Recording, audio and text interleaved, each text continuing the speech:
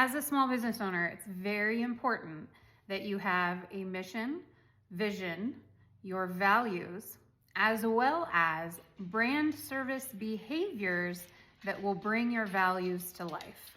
And if you're new here, I'm Jen. I help small business owners and new managers lead forward toward the future. Once you've settled on your brand service behaviors, what you're gonna do is you're gonna weave those into your everyday people practices.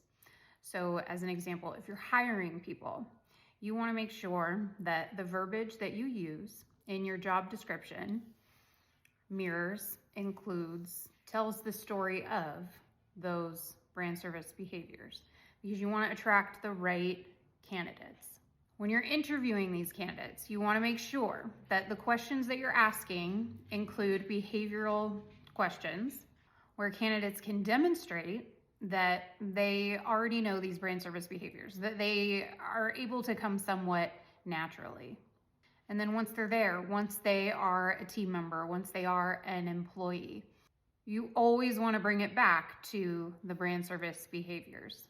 If you're giving developmental feedback, as we've talked about before, situation, behavior, impact, how can it be done differently? You want to make that, how can it be done differently? You want to tie that back to a brand service behavior. If it's positive feedback, how are you rewarding your team members for displaying those brand service behaviors in everyday life? Because you always want to reward and reinforce the good things that you see so that they will do them more.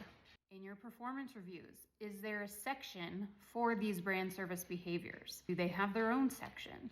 How did you display these brand service behaviors throughout the year? Your goals, your objectives. How do your goals incorporate said behaviors?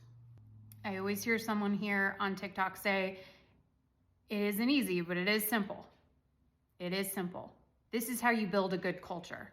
It's not always all the perks and the benefits. It's the importance that you place on your brand.